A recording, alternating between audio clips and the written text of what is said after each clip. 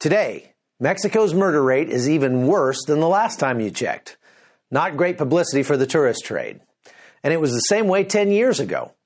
And looking back on the invasion of Panama 29 years ago tonight. I'm Chuck Holton, and this is The Hot Zone. This is The Hot Zone.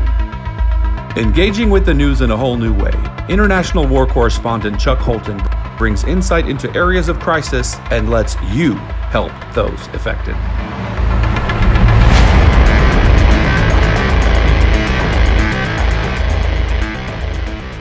Thanks for joining us.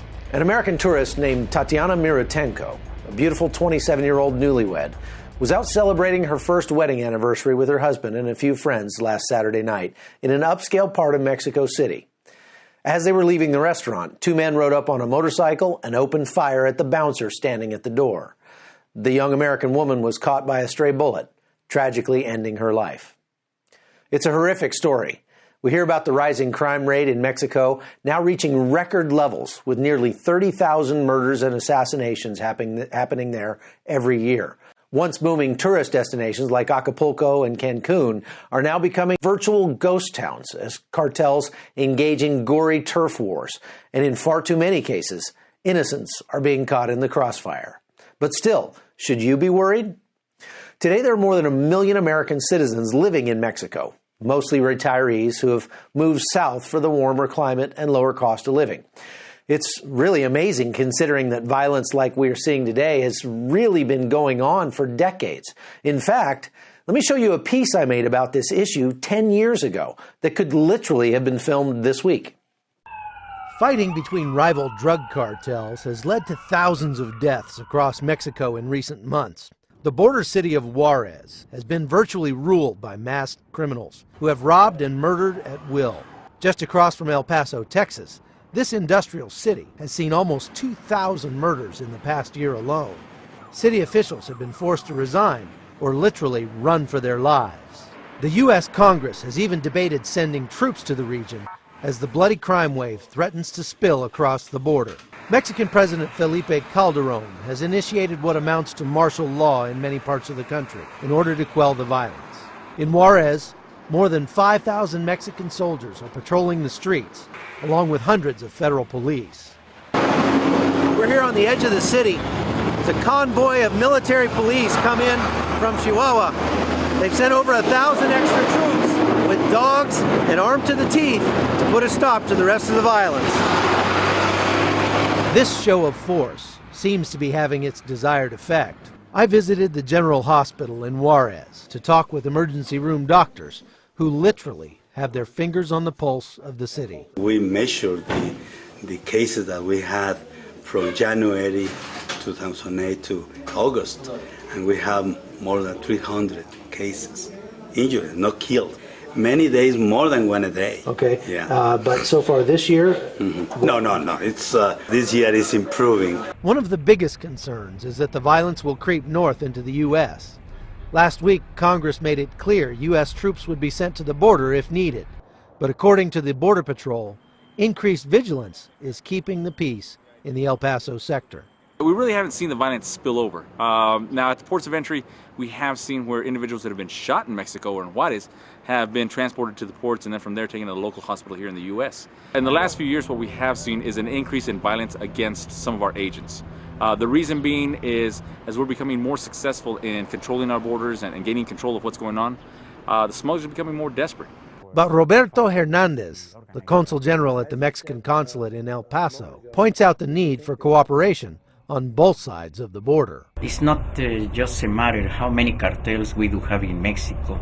It's not a matter how many users you have in United States, millions maybe. It's a matter of shared responsibility to fight against the organized crime. And in fact, it's a global responsibility. We are committed to do that. With a State Department warning against travel to Mexico, the normally lucrative spring break is turning out to be a flop this year. But some say the government and tourists are using the border violence to paint this country with too broad a brush. Steve Calvert came to Mexico 8 years ago to start a sport fishing business. You can't judge the United States by what happens in Los Angeles at 2 o'clock in the morning, so you certainly shouldn't judge Mexico on what happens in Juarez. San Carlos is a resort area north of Mazatlan, and it's normally booked solid this time of year. Now, its beaches and businesses are almost empty, and that's adding to an already hurting economy. You know, catch-22 sport fishing, we're probably off about 50% off the mark this year. And I think that the economy in the States is a big factor. We have a joke down here that everybody's 401k just turned into a 201k, now it's a 101k. You know, things got so bad in Juarez that they had to close the airport because of the violence back a few weeks ago. But now with all the troops that have come in, violence is way down. Things are a lot better. And the people of Juarez are very thankful for it. Constant media coverage of the violence, however, paints an image that's hard to overcome. Terry Bilderback heads up the missions outreach for the First Baptist Church of El Paso. Historically, we have had groups that have been willing to come and be involved in missions from around the United States. We have seen a reduction in the number of folks that are willing to come here and cross the border. In addition, First Baptist has ended up curtailing the mission activities that we are involved in Mexico. The push for peace and divine intervention, however, is strong. Last week, members from over 800 churches in Juarez held a 7-day prayer vigil outside the municipal center, begging God to bring peace to the city. Yes, we're coming here to pray every day, 24 hours a day. Last night we have like about 300, 350, but when we finish, I know we're going to have at least about 1,500 people. We love this city.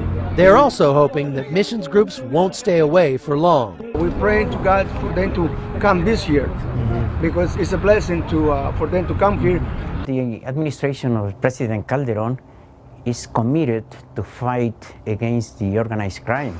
The government is in control of the situation. Of course, we are facing a lot of different kind of problems, but in the meantime, we are going to continue the fight until we succeed. At this point, nobody can say whether or not this Mexican surge will stop the violence for good, and the United States government is keeping a wary eye on the border. For now, these Christian men and women are praying that the fragile peace will hold. Chuck Holton, CBN News, Ciudad Juarez, Mexico. Well, if you're planning a trip south of the border, here's a few things you need to understand about violence in Mexico. Now, this holds true for most hot zones around the world, too. Number one, the majority of violence is drug-related. Most killings are between rival narco traffickers, and, you know, if you stay away from them and the places they congregate, you're probably okay. As my friend John Correa likes to say, remember the rules of stupid. Don't go stupid places with stupid people at stupid times and do stupid things. You can probably get away with breaking one aspect of those rules, but two or more, and you start to put yourself in danger. The violence is typically compartmentalized into a few bad areas within the country. In Mexico, if you stay away from the border areas and places like Acapulco and Cancun, you'll probably find Mexico to be fairly safe. I took my family to live in Sonora State one winter, and it was really peaceful. My kids ran all over town on their own. We heard that the area we were in was kind of declared off limits by the cartels, and that's why. Next, we can see with the story of this American woman killed on Saturday that whether you're in Mazatlan or Memphis, stuff just happens no matter how careful you are. So for that reason, you should always be prepared wherever you go. Carrying a tourniquet, for example, might be a small inconvenience for you, but it could literally save a life. And lastly, when it's your time, it's your time. Make sure you've said what needs to be said to your loved ones and that you're spiritually prepared for the end of your life. Because just like that unfortunate young lady, Tatiana Miratenko, you never know when your day's coming. Make sure you've committed your life to Jesus. That's got benefits both right now and after your day comes and they put you in the ground. Okay, let's move on to Panama, where I happen to be located right now. In 1989, this country was ruled by a dictator, Manuel Noriega. He'd been in power since 1983 and was known for unspeakable cruelty toward his rivals. He was the quintessential tin pot dictator. He was as corrupt as the day is long, and everybody knew it. But that didn't stop the CIA from using him as an asset in the war on drugs. In fact, he'd been working covertly for the CIA since the 1950s. But Noriega was playing both sides of the fence. amassing a huge personal fortune through illicit drug and weapon sales. So in 1988, he was indicted by federal grand juries in Miami and Tampa on charges of racketeering, drug smuggling, and money laundering. And then President George H.W. Bush decided he had to go. I was a young Ranger at the time, a specialist in the 3rd Ranger Battalion at Fort Benning, Georgia, and I had just successfully graduated Ranger School and had been given the position of team leader in my squad. We'd been briefed on the deteriorating relations between the U.S. and Panama, which was significant considering the United States had tens of thousands of troops stationed there already to protect the Panama Canal. I myself had already deployed twice to Panama to attend the Jungle Warfare Training School at Fort Sherman, and so we were already very familiar with the country. So on December 17, 1989, which was a Sunday, I went by my barracks to pack some clothes for Christmas leave. We were preparing to go. Instead, we got locked down and couldn't communicate with the outside world.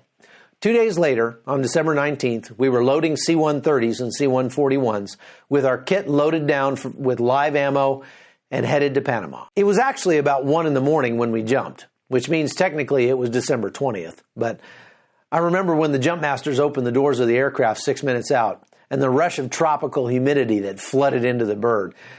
We recited the Ranger Creed, shouting over the roar of the aircraft engines, and then stood up, hooked up, and shuffled to the door. 1 minute out, we passed a tiny island just offshore from the airfield at Rio Hato. There was a flash that we later heard was from 2 500-pound bombs dropped by American F-117 stealth bombers, the first time those planes were ever used in combat.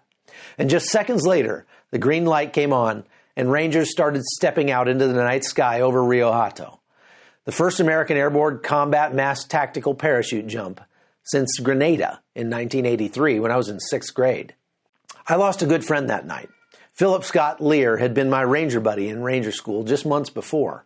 I sat next to him on the plane and shook his hand before we jumped. He was shot in the neck and killed not long after he hit the ground. Now that's the kind of experience that shapes a man. It changes him. I have to say I aged that night. It's an experience I'd never want to repeat, but we did a lot of good for the Panamanian people and for America as well by taking out that evil drug kingpin turned dictator. My buddies who were there still get in touch every year on this day to remember what we did there as young men so many years ago. I always take a moment and remember my buddy Lear. It helps me avoid taking my life for granted, remembering his sacrifice. See, Lear didn't get to get married, to have a family, to see his children grow up. And whatever problems I have, Lear still reminds me that I have so much to be thankful for. Well, that's it for today. Thanks for being with me. Are you enjoying this podcast? If so, I ask you to consider buying me a cup of coffee by becoming a subscriber. It's only $3 a month on my Patreon page, and you'll get some perks too, like free copies of my books and more. Just go to patreon.com/hotzone. You can also help for free by liking and sharing this podcast with your friends. I'm having fun making it. I hope you're enjoying it too. So have a great day, and I'll see you tomorrow on The Hot Zone. The Hot Zone is produced by Amy Holton and Livefire Media. Copyright 2019.